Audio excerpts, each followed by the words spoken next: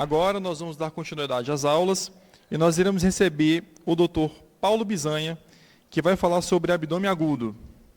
Dr. Paulo é cirurgião do aparelho digestivo do Hospital Sírio-Libanês de Brasília, é titular e especialista pelo Colégio Brasileiro de Cirurgia Digestiva, CBCD, titular e especialista pelo Colégio Brasileiro de Cirurgiões, CBC, mestre em clínica cirúrgica pela Faculdade de Medicina da USP, Ribeirão Preto, complementação especializada em endoscopia digestiva alta e terapêutica pela USP, Ribeirão, cirurgião do aparelho digestivo pela USP, Ribeirão, cirurgião geral pela Irmandade da Santa Casa de Misericórdia de São Paulo e graduado em medicina pela Universidade Federal de Viçosa. Bola, meu amigo.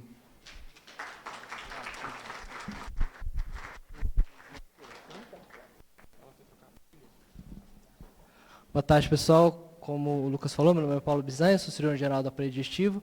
Acessem aí o QR Code aí, que no final da aula a gente vai ter alguns casos clínicos que eu vou querer saber a opinião de vocês dos casos. Passa um aí. Não. Não, ela foi trocar.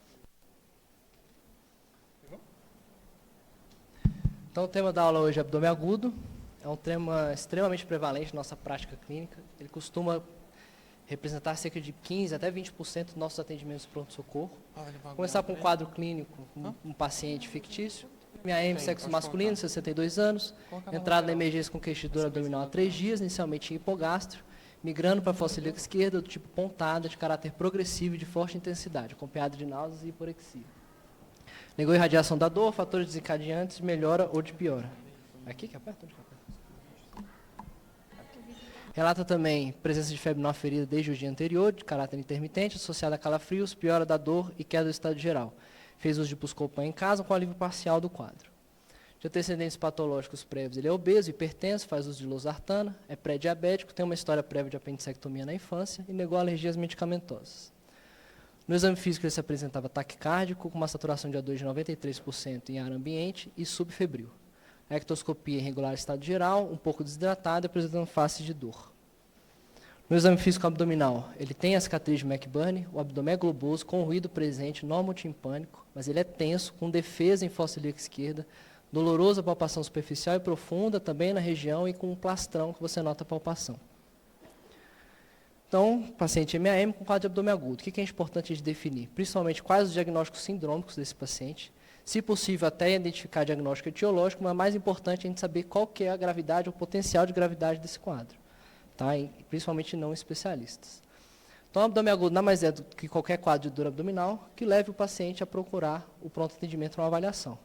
Essa dor abdominal pode ser uma manifestação inicial ou ela pode aparecer durante a evolução do quadro clínico desses pacientes. Pacientes com abdômen agudo e dor abdominal pode ter uma apresentação clínica variável e junto com esses sintomas, esses sinais associados, a gente consegue caracterizar ele nas 5 principais síndromes que a gente já conhece. Essas síndromes e diagnósticos etiológicos podem demandar algum tipo de tratamento clínico ou até cirúrgico de urgência.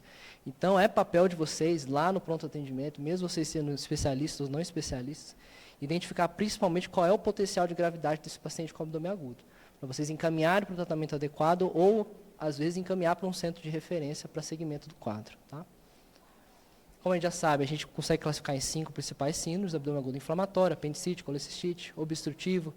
O mais comum são as aderências intestinais. Lembrar que o paciente com hérnias encarceradas também vão apresentar abdômen agudo obstrutivo e alguns tumores do trato gastrointestinal também podem se apresentar como uma obstrução intestinal. Tá? O perfurativo principal são as úlceras pépticas, aquele paciente que vai chegar com quadro de dor abdominal de início súbito, associado com uma contratura involuntária ou abdômen em tábua. Abdômen agudo vascular, o mais comum são as tromboses de veia mesentérica. O que é importante nas tromboses, nos abdômen agudo vascular? Vocês lembrarem daquela desproporção do quadro clínico com o exame físico. Vai ser aquele paciente que vai chegar com uma dor absurda, uma dor abdominal de forte intensidade. Muitas das vezes o exame físico do paciente é extremamente frustro. Ele vai ter um abdômen um pouco doloroso, um pouco distendido. Às vezes até você não vai caracterizar nada no abdômen, mas ele vai ter às vezes uma trombose completa de vasos mesentéricos. E o abdômen agudo hemorrágico, o mais comum, são aquelas pacientes femininas, em idade fértil, chegou para vocês também com quadro de dor abdominal de início súbito, com sinais de choque hipovolêmico hemorrágico. Taquicardia, hipotensão, palidez cutânea e mucosa, anemia aguda, sempre pensar em gravidez ectópica, tá?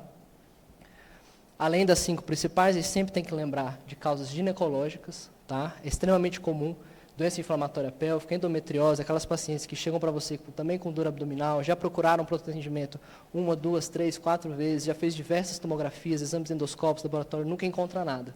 Sempre pensar em endometriose.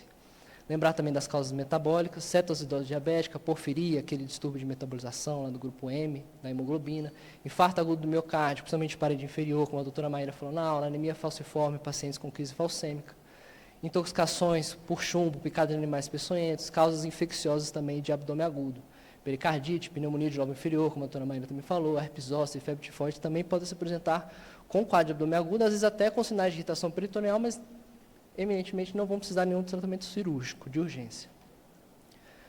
Então, esses pacientes com abdômen agudo, além de a gente caracterizar essa dor abdominal, é importante a gente caracterizar essa dor em 4 tipos principais. Dor visceral, dor parietal, contratura voluntária e involuntária. A dor visceral é a mais comum delas, ela é decorrente da estimulação das fibras nervosas autonômicas que inervam os nossos órgãos do trato gastrointestinal. Tá? Ela gera uma resposta vagal, então é uma percepção subjetiva dolorosa, porém vaga e mal localizada no abdômen. Tá? A gente lembra lá na época da embriologia que a gente consegue dividir o nosso trato gastrointestinal em 3, o intestino anterior, o intestino médio e o intestino posterior. O intestino anterior ele vai dar origem ao esôfago, o estômago, o arco duodenal, fígado, pâncreas, vias biliares, vesícula biliar, baço. Então, doenças que são acometidas nos órgãos do intestino anterior, geralmente o paciente vai cursar com uma dor do tipo visceral, mal localizada, porém, na região do epigastro, na região superior do abdômen.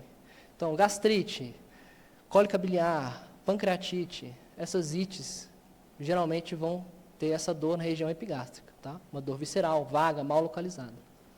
Os órgãos que vêm do intestino médio, jejum, ilho, seco, colo ascendente, os 2 terços proximais do cólon transverso. Então, doenças que acometem os órgãos do intestino médio, o paciente vai ter essa dor visceral, essa resposta vagal, no mesogástrio. Então, apendicite vai começar com a dor no mesogástrio. Jeca, gastroenterite de Delgado, mesogástrio. Uma colite direita, mesogástrio, idem. Tá? Intestino posterior, terço distal do cólon transverso, cólon esquerdo e reto. Mesma coisa. Diverticulite, retite, jeca de cólon esquerdo, o paciente vai ter uma dor hipogástrico, tá? Então, a partir da gente caracterizar a dor desse paciente, a gente consegue localizar mais ou menos a topografia de onde está acontecendo o problema desse paciente. Já a dor parietal, diferente da visceral, ela é por uma estimulação das fibras somáticas que inervam o nosso peritônio parietal. Então, por ser fibras somáticas, essa dor ela acontece no local cometido pelo peritônio, ela é de maior intensidade e melhor localizada em comparação com a dor do tipo visceral. Já a contratura voluntária, conhecida como defesa, é a resposta do paciente à dor provocada pelo exame físico abdominal. Tá? Diferente da contratura involuntária, o abdômen tábua, é a contratura de toda a parede muscular do paciente, parede abdominal, independentemente da realização do exame físico e do próprio paciente. Tá? Então, tanto a dor parietal, ou peritonite localizada, a contratura voluntária, defesa e o abdômen tábua são sinais de irritação peritoneal. A gente tem que ficar atento a esses pacientes em contexto de abdômen agudo. Além da gente caracterizar a dor abdominal desses pacientes, é importante a gente avaliar se esse paciente apresenta algum grau de repercussão sistêmica associada a essa dor abdominal. Se ele tem alteração de sinais vitais, tanto na admissão quanto no seu exame físico, rebaixamento do nível de consciência, disfunção orgânica, alteração de algum exame complementar que você solicitou. A partir daí, a gente consegue classificar esse paciente em 3 tipos. Paciente sem gravidade, com gravidade e potencialmente cirúrgico.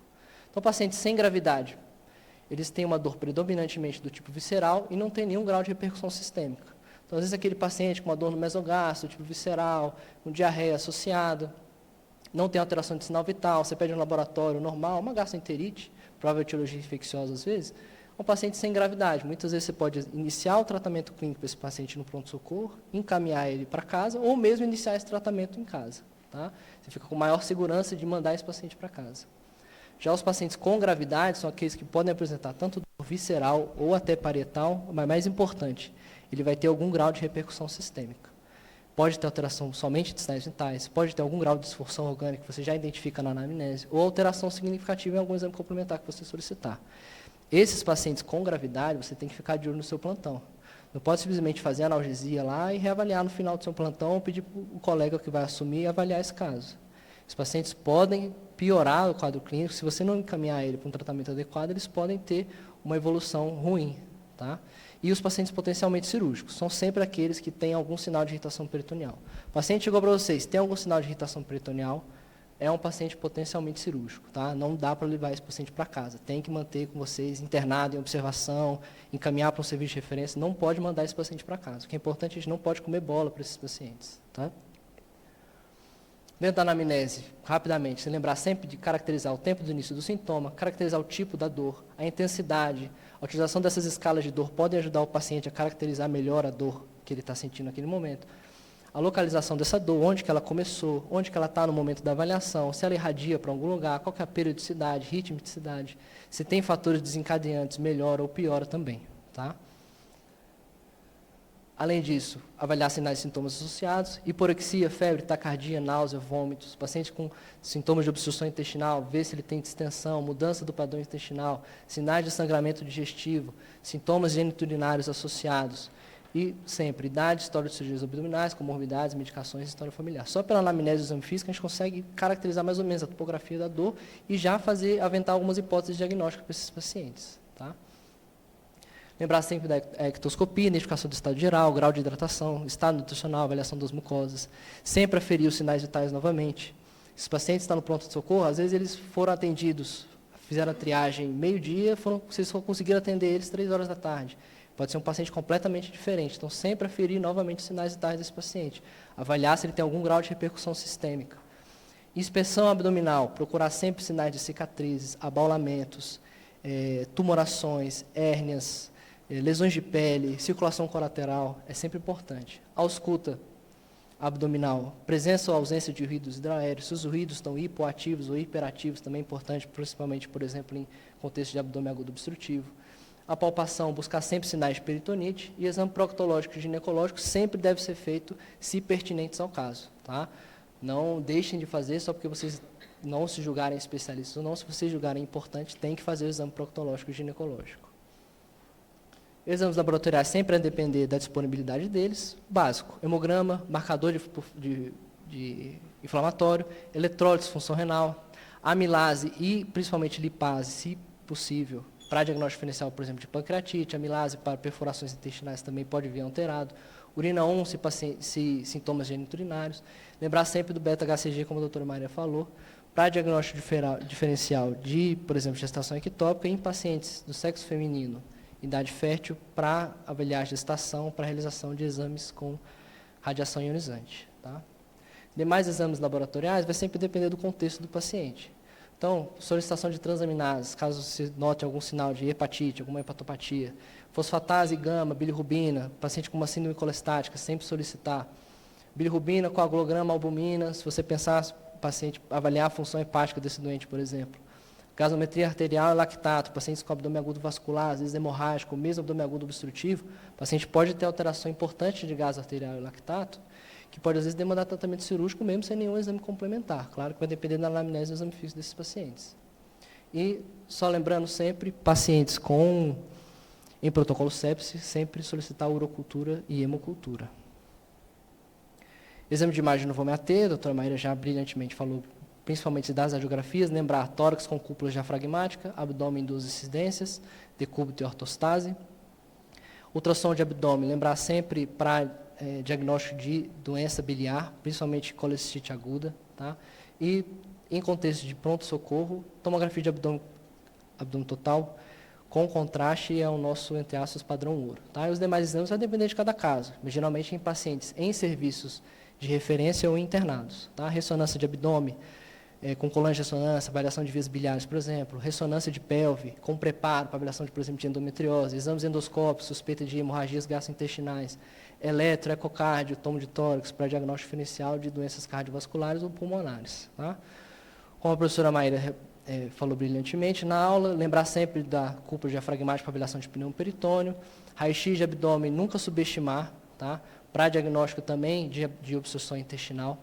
A gente vê alguns serviços que eles fazem rotinas de abdômen agudo para avaliar a evolução do quadro. Isso para a gente não faz muita diferença, é mais importante para diagnóstico. Como a doutora Mayra falou, a gente não consegue definir a etiologia, mas a gente consegue identificar que realmente tem sinais de obstrução intestinal. Não vamos mandar esse tipo de paciente para casa. Tá? Como eu falei, ultrassom de abdômen para diagnóstico, principalmente de colecistite aguda, em contexto de urgência e emergência. Alguns pacientes magros, sem interposição gasosa importante, pode às vezes fazer diagnóstico diferencial de apendicite, por exemplo, e doenças do trato ginecológico também. Tá? Vai depender também da expertise do próprio ultrassonografista. E o padrão ouro para a gente é a tomografia com contraste endovenoso. Então, voltando para o caso, masculino, 62 anos, dor abdominal fossa esquerda, progressiva, com náuseas, hiporexia e febre. Taquicárdico, subfebril, desidratado, com defesa positiva, palpação superficial e profunda dolorosa em fossa esquerda e um plastrão também na região. É um paciente que aparentemente apresenta sinais de gravidade, tem alteração, sinais de repercussão sistêmica e sinais de peritonite. Tá? Então, vamos solicitar exames complementares, enquanto isso, vamos prescrever esse paciente até aguardar os exames. Enquanto a gente não definir o tratamento desses pacientes, se for operatório ou não, se vai precisar de algum tratamento intervencionista ou não, mantenha o paciente em jejum. Ele chegou para vocês desidratado, não tem nenhum histórico de cardiopatia, a gente pode fazer uma expansão volêmica preferencialmente com cristalóide, no caso, preferiu-se fazer com soro fisiológico. Inicia uma analgesia com dipirona, a gente pode fazer morfina ou tramadol, vai depender também da disponibilidade do serviço. O que é importante? Começou com tramal, mantém tramal. Começou com morfina, mantenha a morfina. Tá? Evita de ficar trocando um pelo outro. O que é importante é evitar anti-inflamatório não esteroidal. Você não sabe a história prévia do paciente, se o paciente tem algum grau de insuficiência renal associado. Então, sempre evitar anti-inflamatórios nesses contextos. Tá? O que a gente também, geralmente a gente faz com a morfina é pegar aquela ampola de 10 mg em 1 ml, dilui para um sorinho de 9 e vai fazendo 2 mg até de 4 em 4 horas. Tá? Lembrar de não fazer demais para não mascarar o quadro, não rebaixar o paciente também. Tá? E esconder algum grau de repercussão sistêmica. Paciente nauseado, a gente pode fazer antieméticos, deixar um antiemético se necessário. Paciente diabético prévio, uma glicemia capilar, a gente não sabe quanto tempo vai ficar de jejum ou quanto tempo ele já ficou de jejum. E sempre controle de sinais vitais enquanto ele estiver com a gente. Então, nesse paciente específico, saem os exames laboratoriais, ele tem uma leucocitose com desvio à esquerda, com 190 bastões, um PCR de 7, uma amilase de 110. Tomo de abdômen com contraste endovenoso, espessamento parietal segmentado com o sigmoide, com densificação dos planos adiposos regionais e coleção pericólica de 15 milímetros, sem outras coleções do pneu peritônio. Então, a gente já consegue identificar pelo menos 2 diagnósticos sindrômicos para esse paciente, um abdômen agudo, uma síndrome álgica, uma síndrome febril, e diagnóstico etiológico também. Então, ele tem um abdômen agudo inflamatório, uma provável diverticulite aguda complicada, com abscesso pericólico. Então, pela classificação de Hinton, a gente classifica como Hinton 1B. Lembrando que a classificação de Hinton é para diverticulite aguda complicada e ela consegue guiar a gente aos prováveis tratamentos para esse paciente, as sugestões de tratamento. Lembrando, estágio 1 são abscessos pericólicos, estágio 2, abscessos pélvicos ou abscessos intraabdominal distante, às vezes até retroperitoneal. Estágio 3, peritonite purulenta. Estágio 4, peritonite fecal. Tá? Estágio 1, estágio 0 e 1, geralmente tratamento clínico, se há ausência de contraindicações para esse tratamento clínico, pode ser ambulatorial ou internado. Estágio 2, geralmente a gente pode encaminhar esse paciente ou para cirurgia, para drenagem, ou dependendo de onde vocês estiverem, a gente pode fazer uma drenagem guiada por exame de imagem também. Estágio 3, peritonite fecal, peritonite purulenta, e estágio 4, peritonite fecal, sempre tratamento cirúrgico. Tá? Encaminhar para o centro de referência para tratamento cirúrgico de urgência. Tá? Então, a gente conseguiu já identificar a gravidade do caso, um paciente com gravidade, tem sinais de peritonite e sinais de repercussão sistêmica.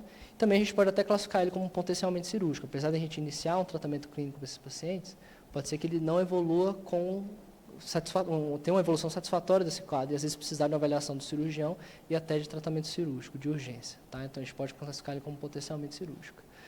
Então, vamos em conduta desse paciente, a gente interna, mantém a hidratação venosa, iniciar a antibiótico terapia empírica, sintomáticos, reconciliação medicamentosa pelas comorbidades e avaliação do especialista ou encaminhamento para o centro de referência.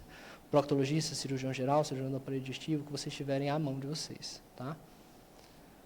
Prescrição para esses pacientes da internação, estabeleceu que ele tem uma diverticulite aguda, RINT-1, a gente pode iniciar um tratamento clínico, ele não tem contraindicação para tal, a gente pode iniciar uma dieta para ele. O paciente chegou desidratado, provavelmente está nauseado, ele vai demorar para iniciar essa dieta, para ter uma boa aceitação calórica, vamos manter um soro de manutenção basal para eles, tá? Para reposição de eletrólito e glicose, tá?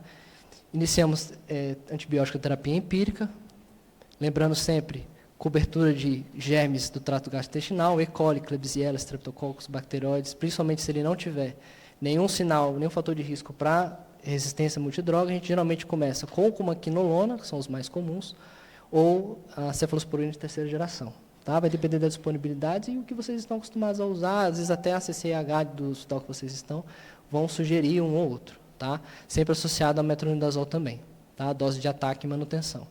A gente mantém os sintomáticos para ele, lembrar sempre da profilaxia para úlcera de estresse. Geralmente a gente começa com doses endovenosas para uma maior biodisponibilidade e uma maior inibição ácida, principalmente nesse período de o paciente vai ficar de jejum, pode ser submetido a tratamento cirúrgico, enfim, a gente prefere iniciar pelo menos endovenoso. Lembrar sempre da profilaxia para tromboembolismo venoso. Se o paciente não tiver nenhuma contraindicação para quimioprofilaxia ou não for submetido, vai ser submetido a algum tratamento cirúrgico, a gente pode iniciar o Clexane, heparina não fracionada. No caso ele é diabético ou vai ficar longo período de jejum, lembrar sempre da glicemia capilar, correção com insulina ou glicose hipertônica, se necessário, e controle de sinais vitais sempre. Tá? O que é importante nessa aula? Não é pretensão nenhuma minha formar cirurgiões aqui. É vocês ficarem atentos a isso aqui, sinais de gravidade. Tá? Se o paciente tem algum sinal de gravidade, tem presença de repercussão sistêmica, tem sinais de peritonite, esse paciente não pode ir para casa, independentemente de onde vocês estejam. Vocês estão numa UPA, vocês só tem raio-x, às vezes tem só hemograma lá e uma urina 1. Cara, faz o que tem que fazer e encaminha para o centro de referência. Ah, eu estou na prefeitura X, a prefeitura disse que não tem como. Cara, é o seu CRM que está na reta. Tem que ficar com esse paciente, tem que ficar em cima dele, tem que investigar. A gente vai ver alguns casos interessantes para frente. Tá? Lembrar sempre do paciente potencialmente cirúrgico. Sinais de peritonite, ou mesmo ficou na dúvida se tem peritonite ou não, fica com o paciente, fica de olho, encaminha para o cirurgião, encaminha para o especialista, encaminha para o centro de referência.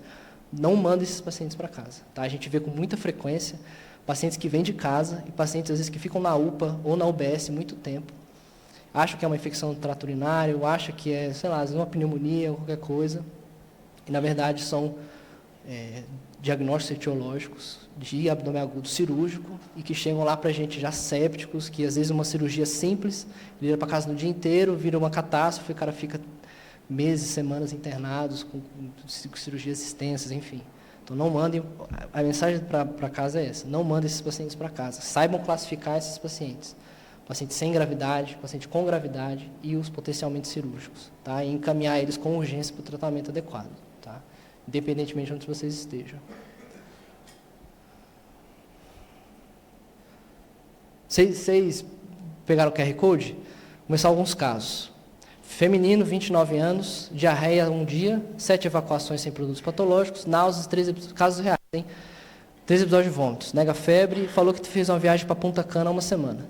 Ela tem ansiedade, faz uso de estalopram, sinais vitais aparentemente estáveis, uma frequência de 96, um pouco desidratada. Exames laboratoriais você solicitou, ficou preocupado com o paciente, pediu um PCR de 7,79, tomo de abdômen com contraste, com sinais que podem estar relacionados a uma enterite. Uma gastroenterite. Né? Só resumindo. E aí, o que vocês fazem?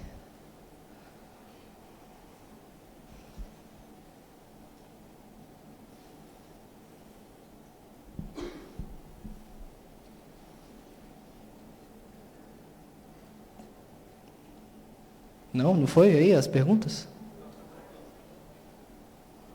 Deixa eu ver se vai mais um aqui. Daqui a pouco deve aparecer, eles estão voltando aqui.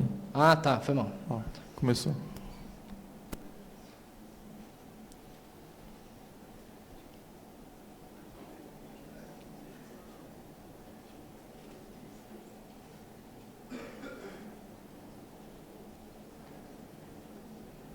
Bom, acho que a maioria votou auto-hospitalar, alguns quiseram avaliação do cirurgião, mas a maioria foi para auto-hospitalar com antibióticos sintomáticos e orientações. É isso, o paciente com uma gastroenterite, uma dor do tipo visceral, não tem nenhum sinal de repercussão sistêmica, não tem sinal de peritonite, a gente fica com segurança de mandar esse paciente para casa. É isso que foi feito para esse paciente, teve uma boa evolução pós-avaliação.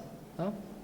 Agora, um quadro muito parecido, 43 anos, diarreia, há 3 dias, 4 evacuações por dia, sem sangramento ou pus, náusea, não teve vômito, ele é hipertenso, pré-diabético, dislipidêmico, faz uso de Monjaro, glifage, hidrocortiazina, mesatana, nodipina.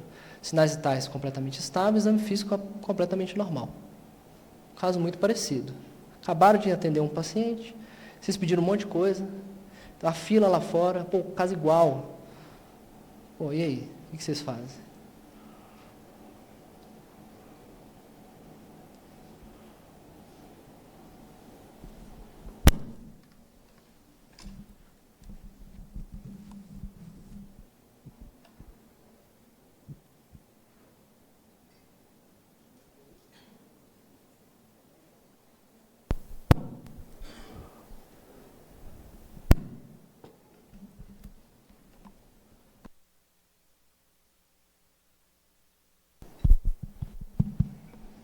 Bom, caso extremamente parecido, porém, é um paciente com múltiplas comorbidades, diabético, hipertenso, ele faz uso de diurético, IECA, bloqueador de canal de cálcio, pré-diabético. O paciente pode ter algum grau de repercussão sistêmica que a gente às vezes não identificou. O que é importante para esse paciente? Vamos investigar. Seria mais interessante do que dar alta. É um caso muito semelhante, mas ele tem algumas comorbidades importantes. Nesse caso, ele chegou com alteração importante, uma insuficiência renal aguda de provável etiologia pré-renal e uma hipocalemia associada. Então, esse paciente foi internado para reposição de eletrólito e hidratação. Tá? Foi para casa no dia seguinte, normal, completamente bem. Tá? Outro caso, 90 anos, dor abdominal 1 semana, difusa, com constipação e febre com calafrios. Evoluiu com obstipação intestinal, parada de eliminação de fezes há 4 dias. Hipertensa, dislipidêmica, hipotireoidismo, sinais vitais aparentemente estáveis, uma frequência de 94, tem dor à palpação profunda, defesa negativa, sem sinais de compressão brusca, então provavelmente uma dor visceral. Né? Exames laboratoriais aparentemente normais, né? É isso, normais. Tomo de abdômen, sinais de diverticulite aguda, achado sugestivo de verticulite aguda não complicada, sem pneumo peritônio ou coleções organizadas. Tá? Diagnóstico sindrômico etiológico, abdômen agudo inflamatório, para diverticulite aguda não complicada. E aí? Hint em 0. O que vocês fazem?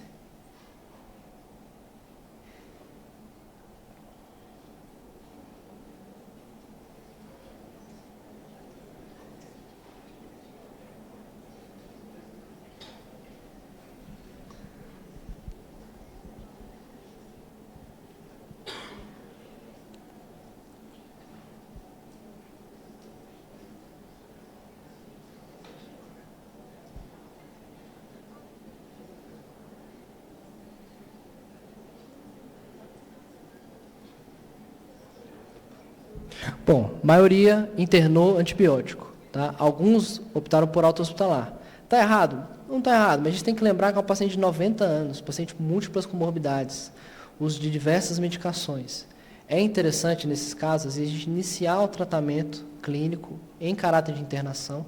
O paciente apresentando uma boa evolução clínica, a gente fica mais seguro também de dar alta. Não está errado você dar alta para esse paciente, principalmente se for uma paciente orientada, com uma boa rede de apoio, um acesso fácil ao serviço de saúde, mas muitas vezes não é o caso. Muitas vezes vocês estão numa UPA, num SUS da vida, melhor manter essa paciente do nosso lado e a gente garantir o sucesso do tratamento muitas vezes.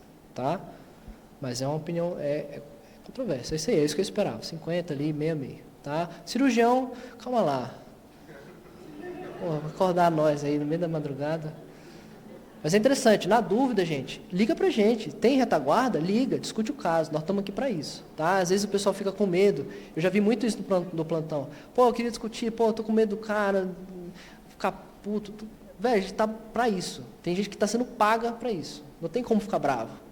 Estamos lá para discutir. Está na dúvida? Liga para o cirurgião assistente, liga para o cirurgião de retaguarda, liga para os colegas que vocês sabem que estão fazendo cirurgia, que são cirurgiões. Discutem o caso. O que não pode é comer bola, mandar esse paciente para casa, esse paciente voltar pior. Tá?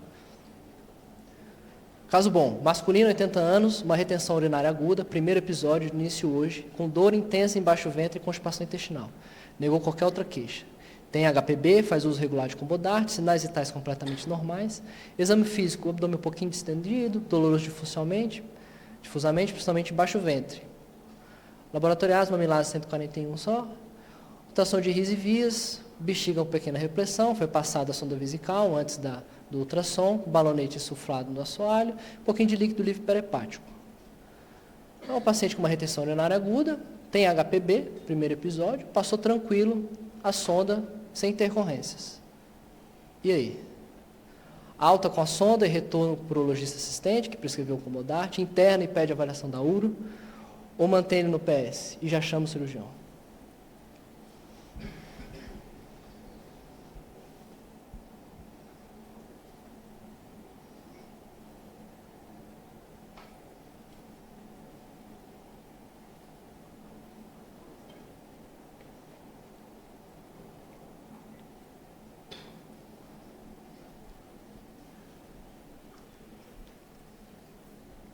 O pessoal na dúvida ainda?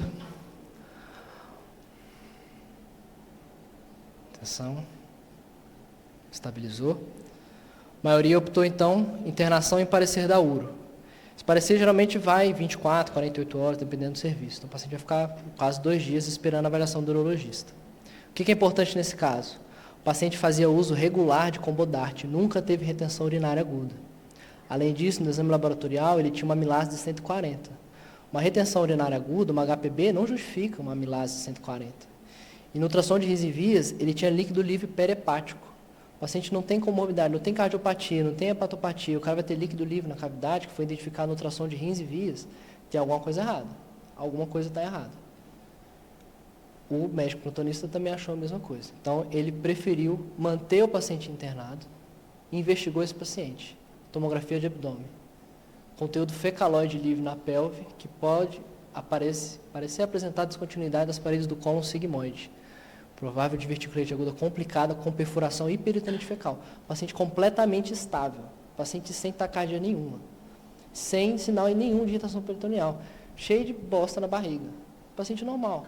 Tá? Não pode comer bola desses pacientes. Tem que ficar atento aos detalhes. Tá? Na dúvida, entre em contato com o cirurgião, pede tomografia. Doutor, não tem tomografia. Ó, chefia, estou pedindo exame, vocês se viram. Eu recentemente, estou trabalhando no serviço no SUS, no Hospital Regional da Ceilândia, às vezes não tem tomografia. Cara, não é o meu problema. O meu problema é o paciente. Eu quero uma tomografia, solicito, escrevo no prontuário, chefia, eu quero uma tomografia. Vocês se viram para pedir tomografia. Ah, não sei, transporte, não quero saber. Esse paciente precisa do exame de imagem. Não pode mandar para casa e ficar esperando. Ah, espera um urologista. Cara, caso real. Esse caso é meu, tá? Eu que operei esse paciente. Você não nem acreditar. Próximo caso. 78 anos, dor em andar superior do abdômen, há 5 dias, intermitente, queimação. Negou febre, náusea, vômito, disúria, flatos e evacuações presentes, última evacuação ontem. O paciente de antecedentes é epilético, tem diabetes, faz uso de carbamazepina, glifase e forxiga. Tem uma história de, há 30 dias, fez uma rinoplastia incisional umbilical, uma herniazinha pequena no umbigo, nada demais. Sinais vitais normais. Exame físico completamente normal. Exames laboratoriais completamente normal.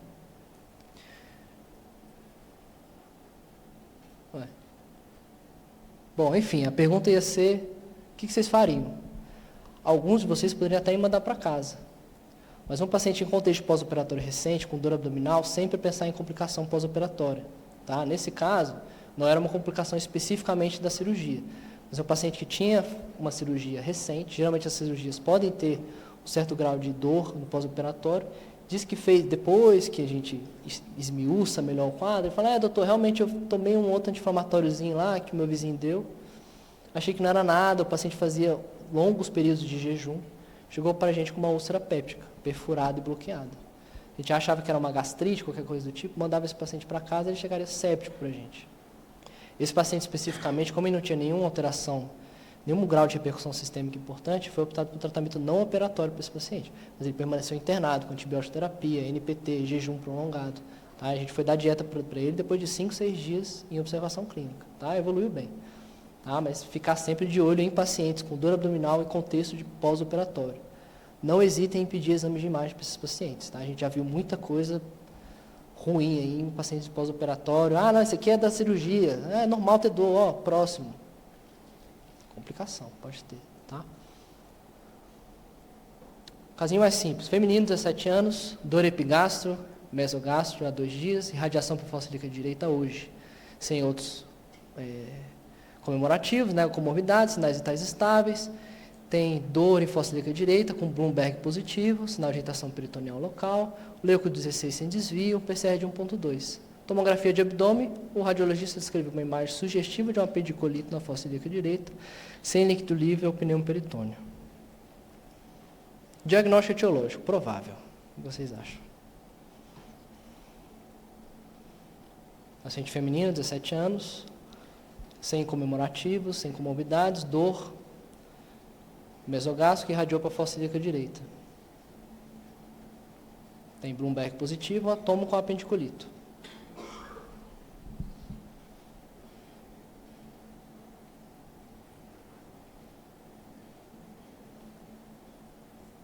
É isso. Principal hipótese diagnóstica, apendicite aguda não complicada. O que eu quero mostrar nesse slide? Lembrar sempre de diagnósticos diferenciais, principalmente femininas, idade fértil, tá? Lembrar de outros diagnósticos ginecológicos. Essa, no caso, era um cisto ovariano hemorrágico. Tá? O cirurgião com a tomografia, exame laboratorial de imagem, apendicite, né? Era um cisto hemorrágico. Tá? Fez uma oforectomia direita e uma apendicectomia tática. O laudo veio apêndice completamente normal. Tá? O problema dela era o cisto ovariano. Então, lembrar sempre dos diagnósticos diferenciais. Tá? Paciente com suspeita de dor em fossa ilíaca direita, quando é homem, é muito mais fácil. Tem aqueles critérios de alvarado que a gente vê na faculdade. Eles são muito bons. Quando vocês estão na UPA, um serviço que não tem...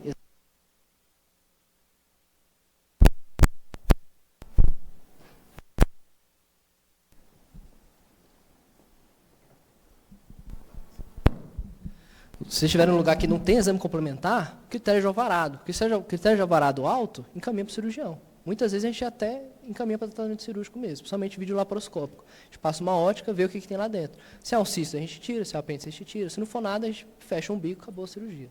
Tá? Masculino, 29 anos, dor abdominal há 2 dias em hipogástrico, com irradiação para a fossa ilíaca direita, hoje também, forte intensidade associada a náuseas. Nega febre, negou comorbidades. Sinais vitais normais, abdômen doloroso, palpação difusa, pior em fossa ilíaca direita, descompressão busca dolorosa positiva, PCR de 18, leuco de 14. Basicamente é isso. Negou comorbidades. Porra. Jeca? Não deve ser. Pô, agora é apendicite, será? Vamos ver.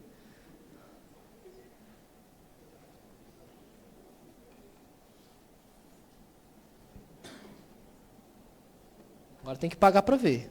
Que é apendicite ou não. Quem tem coragem? Isso aí, coragem. Tem uns que não estão tão corajosos. Tem os jeca, hein? Cuidado, hein? Quem acha que é jeca, hein? Vai mandar esse cara para casa. A mensagem da aula é essa. Não manda o cara para casa. O cara tem leucocitose, PCR aumentado. O cara tem dor, tem sinais de peritonite. Meu irmão, casa não, velho. Nesse caso, o cirurgião também falou, pô, apendicite, mano, boa. Vamos mandar esse cara para o centro cirúrgico. Laparoscopia, prova apendicite aguda.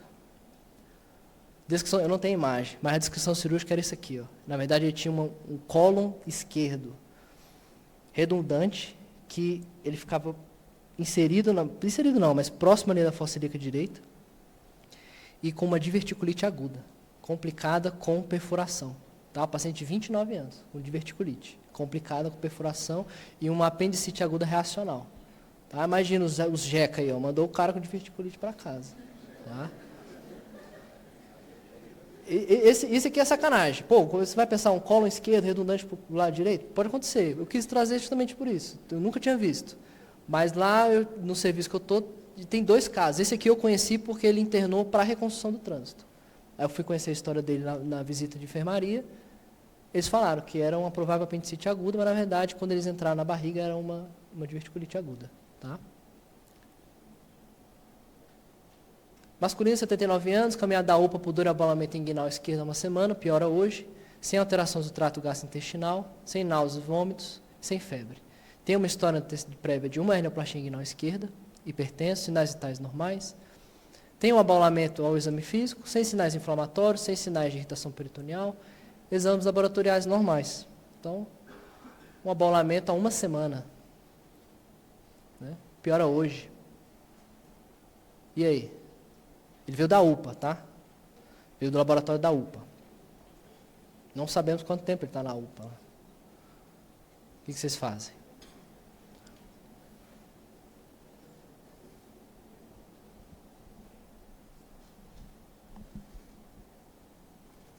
Boa. Observação clínica. Por que é importante nesse caso? O paciente tem um abalamento inguinal, a gente não sabe se é um encarceramento agudo, se é crônico, se é um abalamento pós-operatório, se ele passou esse pós-operatório e teve esse abalamento. A gente não sabe, a gente não conhece a história do paciente. Pode ser que essa hérnia esteja encarcerada agudamente.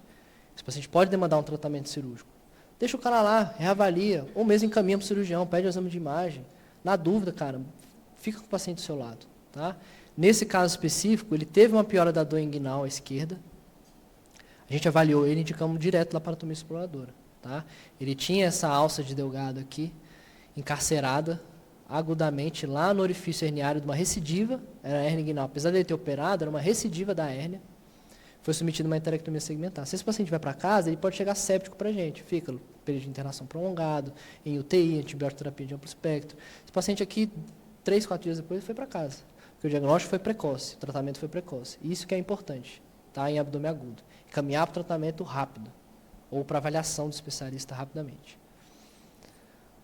Acho que esse é um dos últimos. 83, dor abdominal há 3 dias, tipo cólica, associada a náusea e dissensão abdominal. Negou vômitos ou febre, tem uma constipação há 3 dias.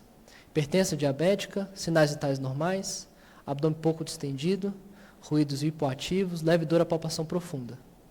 Sem sinais de irritação peritoneal. Tá? Dor abdominal há 3 dias. Constipada há 3 dias também. E aí?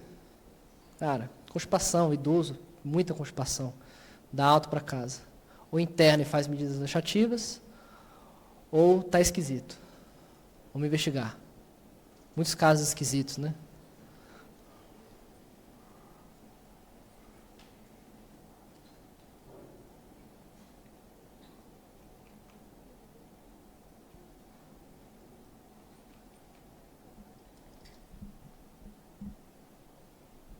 É isso. Eu omiti uma informação desse caso, que ela tinha uma síndrome demencial também. Então, era uma paciente de difícil avaliação. Uma dor, doutor. Era difícil avaliar, porque ela tinha uma síndrome demencial, provavelmente de etiologia vascular. Então, foi difícil da gente colher muito bem a história. Mas a gente manteve no PS e investigou esse paciente. Então, ela chegou para a gente leucopênica, não tinha uma neutropenia importante, mas chegou leucopênica, PCR de 29, albumina de 2,3, transaminase elevada, tomografia de abdômen, falha completa de enchimento da porção proximal da artéria mesentérica superior. Sugestivo de trombose com moderada seção líquida de alças intestinais e por realce suas paredes, sugerindo isquemia mesentérica. É o que eu falei no começo da aula. O paciente pode ter essa desproporção. Ela tem essas alterações importantes, mas é um abdômen frustro. Apesar dela ter uma síndrome demencial, a paciente era orientada. Tinha pouquíssima dor à palpação, abdômen um pouquinho distendido, nada demais. Se você acha que é uma constipação, uma jeca, não é nada, reavalia em 24, 48 horas, isquemia mesentérica. Foi submetida à laparotomia exploradora. Ela tinha essa isquemia importante de alças de jejum e ilho e de cólon direito também. Ela foi submetida a uma enterectomia importante, com colectomia direita, anastomose terminal, uma fístula mucosa. Infelizmente, em poucas horas, acho que operou ela à noite, na manhã do dia seguinte, ela infelizmente foi a óbito, um quadro grave. Tá? Se manda ela para casa, ela nem volta. Acho que esse é o último, só um caso interessante isso. Feminino, 83 anos, dor abdominal há 3 dias, parada de eliminação de flatos e fezes há 3 dias, com piora hoje, e vômitos fecaloides. Também tinha um quadro de síndrome demencial, negou cirurgias prévias, sinais vitais aparentemente estáveis, a frequência de 99, abdômen distendido, com ruído hiperativo, dolorosa palpação profunda, difusamente, sem sinais de irritação. Exames laboratoriais, só uma ureia de 73 e um tomo de abdômen, extensão de alças de delgado, apresentando transição de calibre fossílica esquerda na topografia do ideal e uma aerobilia. Então, um resumo do caso. E aí? Aderência obstruída, manda para casa. Aderência interna, faz medidas para o abdômen agudo, sondagem nasogástrica, jejum, hidratação, tá? Observação clínica, correção de distúrbios eletrolíticos, investigar, de repente, a causa desse quadro obstrutivo, se é funcional, se é mecânico, ou interna e já pede para o cirurgião avaliar. Boa. espero que quem pediu a avaliação do cirurgião tenha se atentado a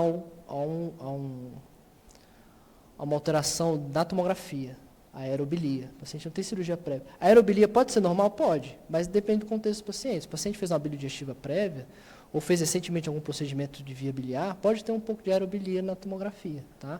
Mas o paciente não tinha cirurgia prévia. Esse quadro era um ilho biliar, tá?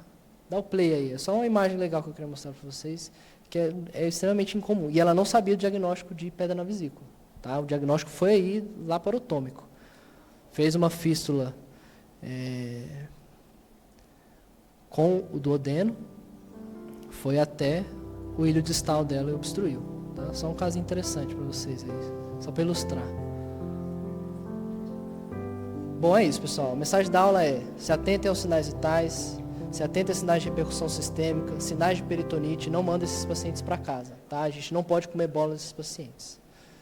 É isso. Obrigado.